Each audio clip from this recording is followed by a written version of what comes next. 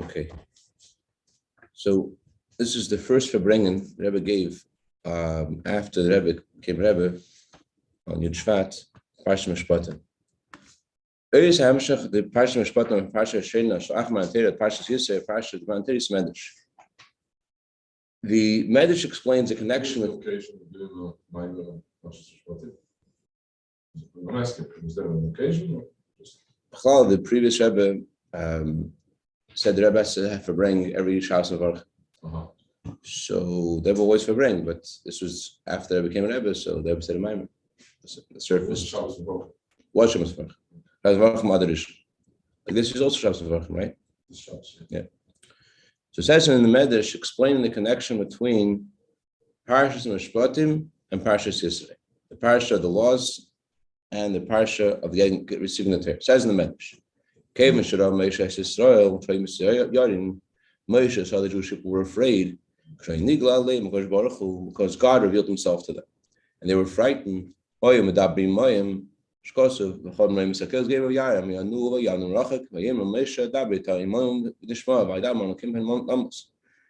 saw the voices and they trembled and they stood at a distance. They said to Moshe, please, you speak to us instead of Hashem. But if Hashem speaks to us, we may die. Moshe responded to them, don't be afraid. As the pasuk says, Moshe has told the people, do not be frightened. Previous page, letting you know we're on the previous page.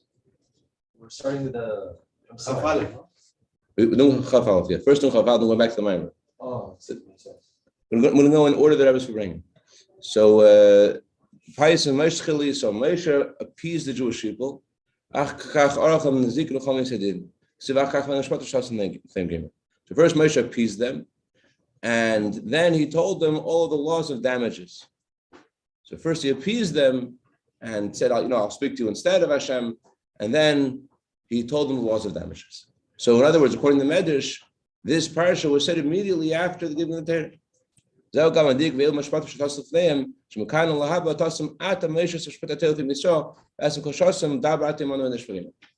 that's why the Torah says these are the laws that you should put in front of them. What does mean you should put in front of them? That means is that till now Hashem is speaking. Till now is the voice of Hashem.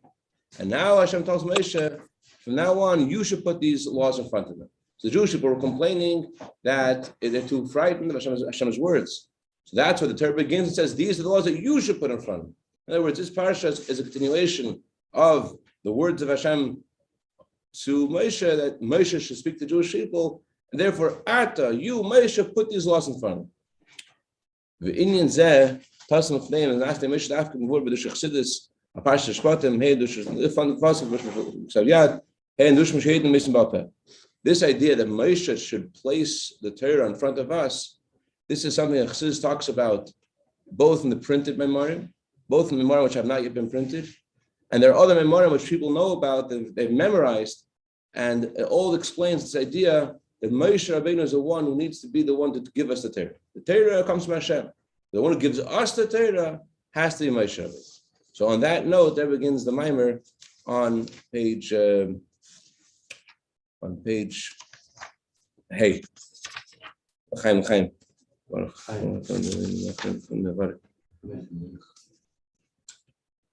think I shared this with you. I don't remember. Ben Lefutafas, he came to Bergen, California once, and he asked everyone to sing an American song. So Schwartzy began singing this Old MacDonald. Old MacDonald, they sing that in Panama. Huh? No. Old MacDonald had a farm. He had ducks and chickens. American song. So I'm thinking about this because this discourse we're going to learn talks about different kinds of souls. There are some souls which are called man-like. Some souls which are called like animals. And the Rabbi Marash once said that when it says in Chassidus that there are different kinds of souls, you should know that the difference between a human soul and an animal-like soul is literally like animals. Compared to the souls of Zera Adam, compared to the souls of Atzilus, we're mamish like, back, like moo, that's us. Okay, let's go.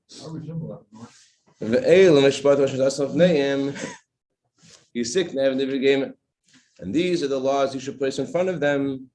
The first law is the law of buying a Jewish slave.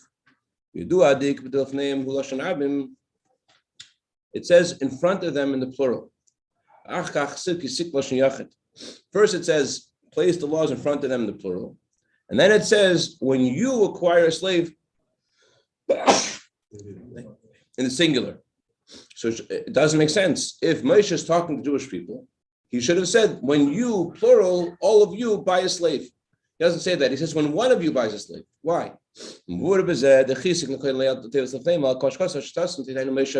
The answer is, it's not talking about the Jewish people. It's talking about Moshe Rabbeinu. Only Moshe Rabbeinu is the one who buys the Jewish slave, meaning, and we'll see what this means, buying the Jewish slave means that Moshe Rabbeinu gives them the ability to connect to Hashem to all souls. You know, it's in varmalchus.org. You know how to get to varmalchus.org? Yeah. So it's the Maamar in varmalchus. So the pasuk says, "You Moshe." So based upon the medrash, we have a flow over here.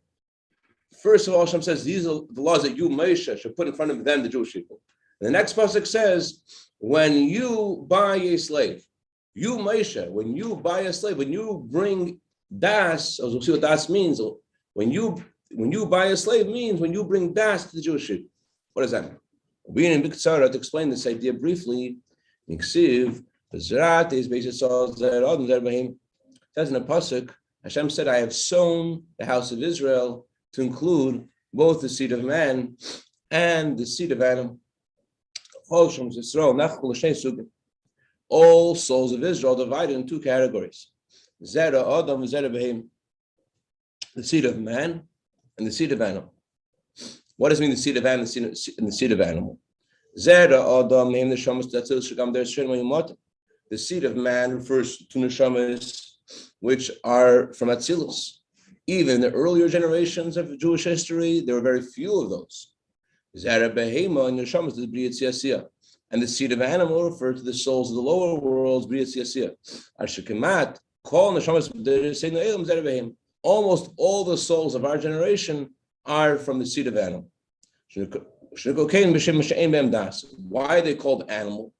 Why are we referring to them as animals? The reason is because just like an animal doesn't have das, doesn't have intelligence, so too, these souls don't have intelligence. Now, the word I'm using, intelligence, is the wrong word. By an animal, it's not just the animal doesn't know things. An animal isn't sensitive to things, meaning, for our purposes, the comparison to the animal is less about the animal being able to process things and more about the animal being insensitive, but not having das.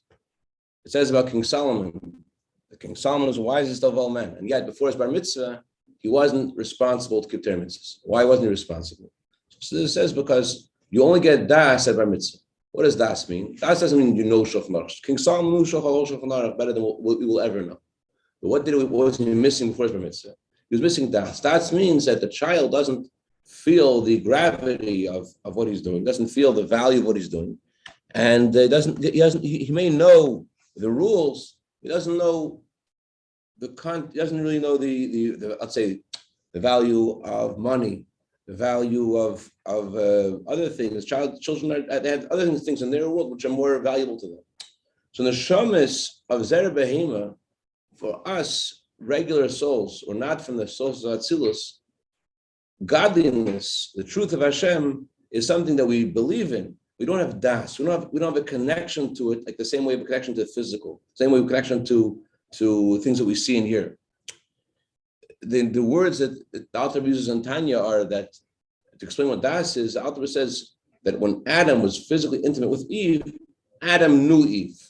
So the word that Torah uses for a das for knowing is referring to physical intimacy. Why is that the word? Because that means something that you feel very tangibly and real. So the shamas of Atzilus, Hashem is they feel Hashem tangibly and vividly and clearly. The shamas of Zera Behema, shamas of souls of animal, they believe in Hashem, they know about Hashem, but it's not tangible and vivid. What does Moshe Rabbeinu do? That is the role of Moshe Rabbeinu, to bring das, to bring that kind of connection. The word we should use for das is connection. Make them feel a connection to Hashem, not just to know about Hashem, but to feel that connection. So Moshe Rabbeinu gives them that connection. Or organically, they're believers. Moshe Rabbeinu gives them the ability to have das, to be connected. Moshe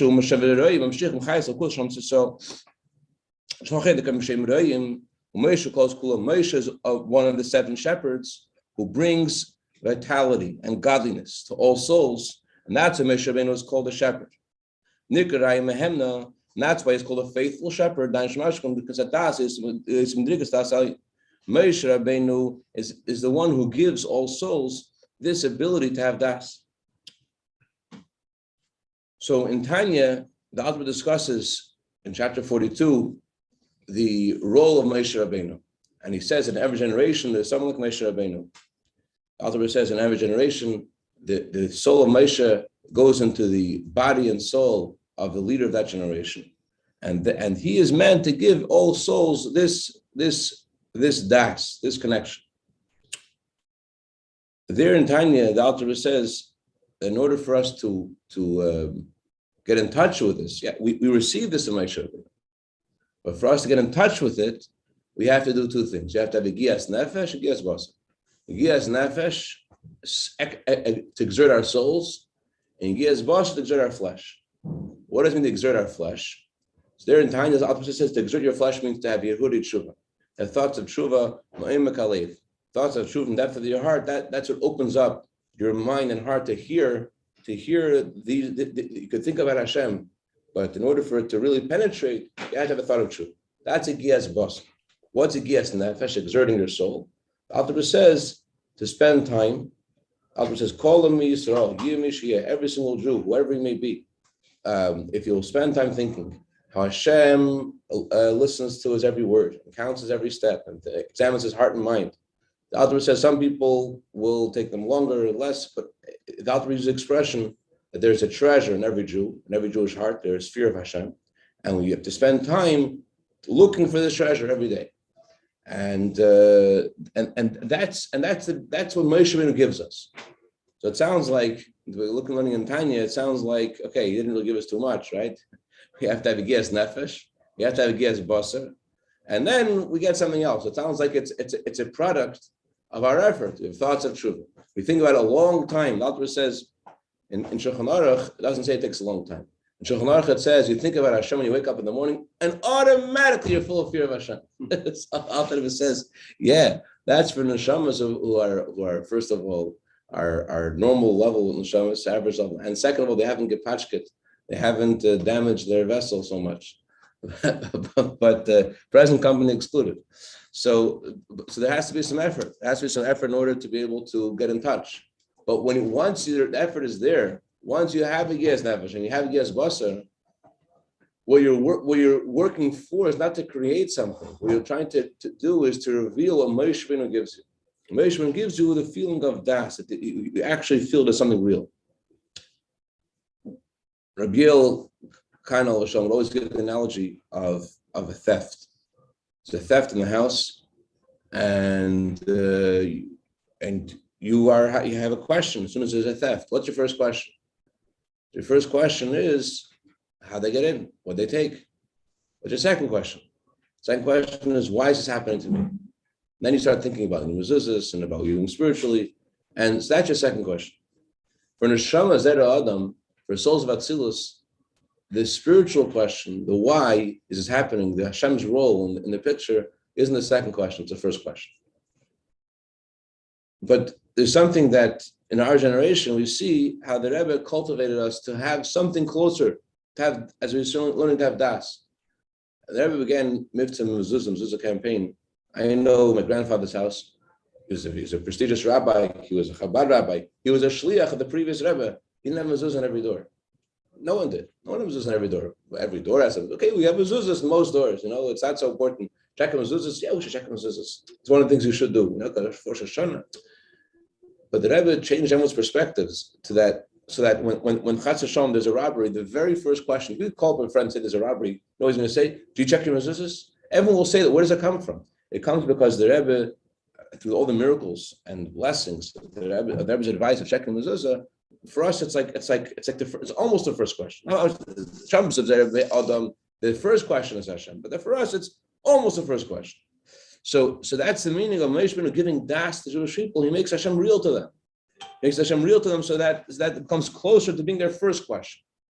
That Hashem's reality becomes language of Chassidus. There's two kinds of reality. One reality is where Mitzias Pshitus al Kuspes Chachos, where the physical reality is obvious and godliness is something novel.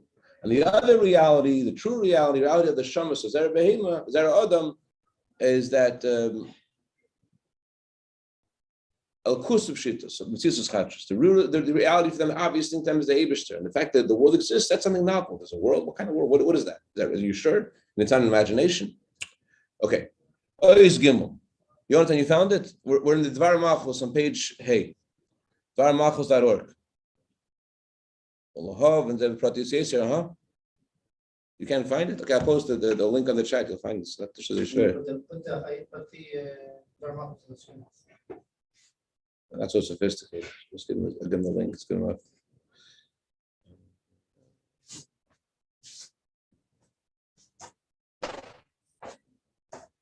It's okay.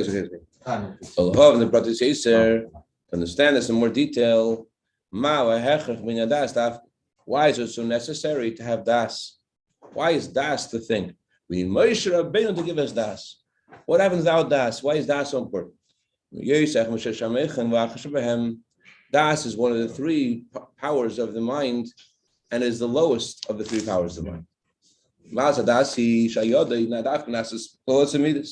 You could say, you know what? Moshe Rabbeinu gives us chachma, gives us bina. Those are also important soul powers to make things work. So why is das the thing? The answer is, the reason why das is the thing is because das is the key to give birth to feelings. It says in the Zayar that the das is called maftacha koloshis, the key that opens 6 doors. The 6 doors are referring to the 6 emotions. In order to have any feelings for Hashem, it takes das. The Alter says if a person does not connect his mind and think powerfully about the truth of Hashem, although you understand the goodness of Hashem very well, nevertheless, all you will produce in your soul are not true love and fear. If without das, all you will have is false imagination. It won't be real. To have real feelings is not just you read the words of davening automatically, your feelings of love. That's not real feelings. Real feelings are only through das. The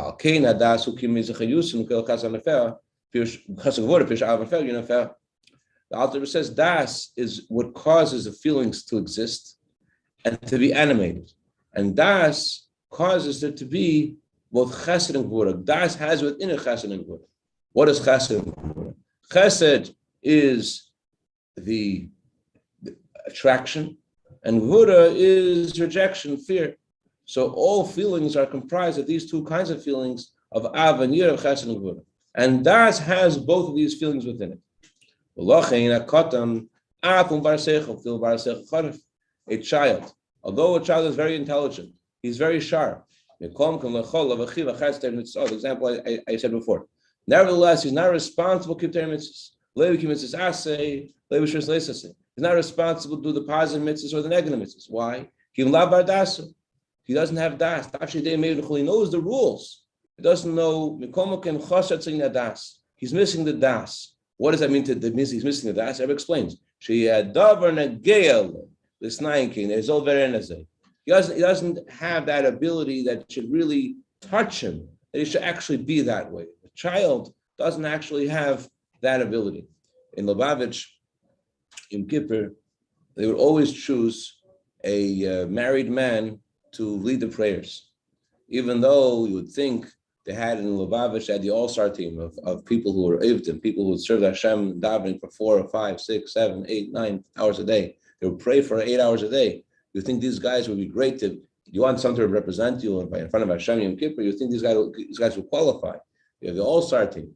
Nevertheless, they would choose somebody who is not someone who spent his time davening, but choose someone who was in the Chassid lexicon of Balabas, a regular guy who owned a home in Lubavitch. Why? Because the argument was that for a yeshiva student, the Rebbe Rashab put it this way: he says, "I don't trust yeshiva students. I don't trust them. I mean, now they're going very high, but you don't really know what really matters to them. But someone who has a family, when they come to the judgment day of Shani Yom Kippur, they're really afraid of the judgment day. They're scared. What's going to happen on the day of judgment? So they have something that the yeshiva student doesn't have. They have what to gain and what to lose, and therefore they have more das. The idea of judgment means a lot more to them. They want their children to live, and they want to have money, and so their approach to the whole idea of judgment of Shani Yom Kippur is more real. Similarly, the child who knows the whole Torah, this is okay, this is not okay, but what does it mean it's not okay? What does that mean? That something's not okay? What does that mean it's not okay? What does it mean it is okay? For the child, okay or not okay are almost synonymous. He doesn't get the gravity of what's going on. So that's why das is so important, because das means to care. Das is the ability to care. That's in one word. Das doesn't just mean that you know. Das means you care. Das is the ability to care. That you are that way. In the language of the Rebbe, there's awareness that you actually be that way. It says on the code of Jewish law, but why should I be that way? As awareness.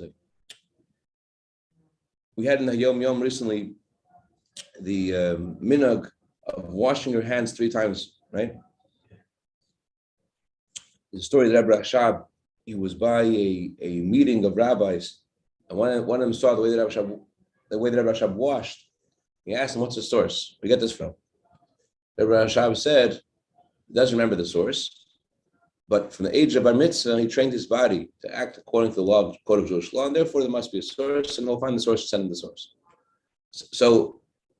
So there's his body is trained to be like the code of Jewish law. It doesn't just mean that there's a habit.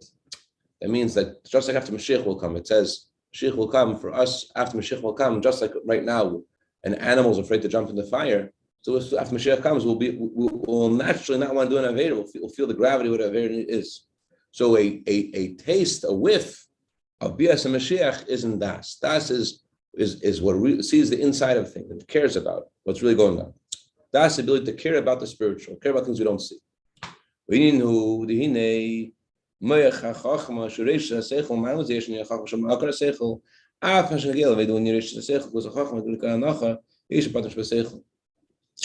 is a power of Chachma.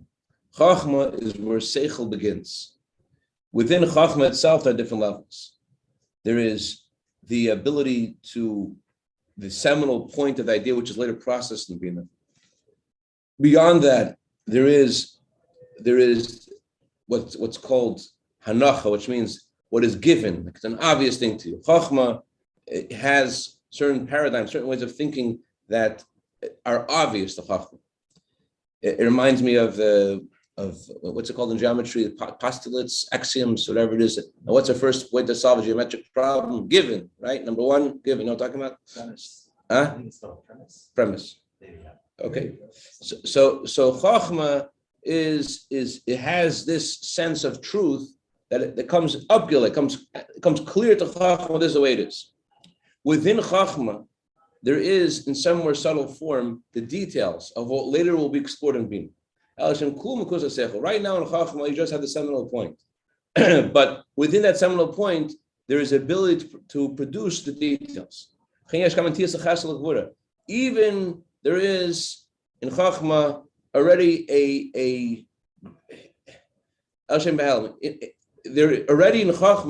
there is already a leaning towards being strict, towards going towards Gevura, to going towards rejection or acceptance, towards love. There are no feelings in Chachma, but already in the way that you're analyzing the situation and the way what's your first insight before you can process in the details, there's already a direction. You're already going somewhere. Your Chachma already is going somewhere, even though at the time of Chachma you don't really know where it's going. But there is already a netiya there. In a bina,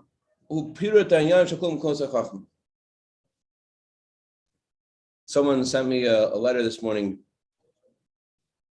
Shouldn't have read before Maidani, but I hadn't read before Maidani. But I shouldn't have read it before davening.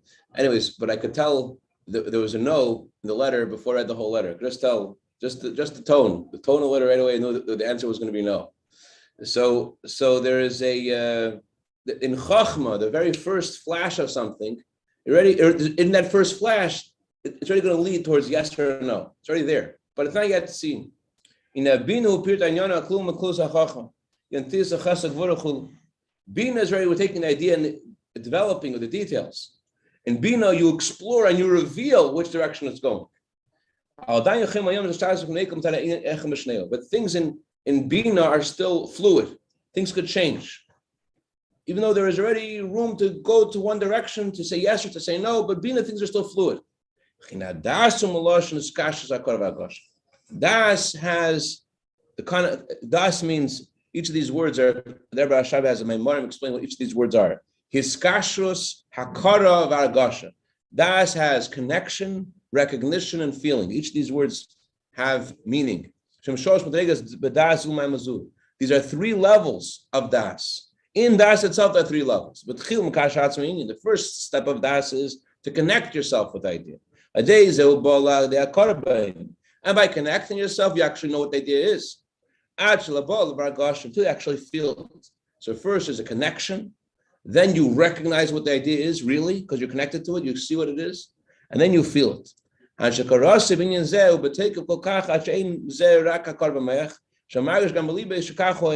It's not just you recognize it in your mind, but you feel in your heart this is the way it is.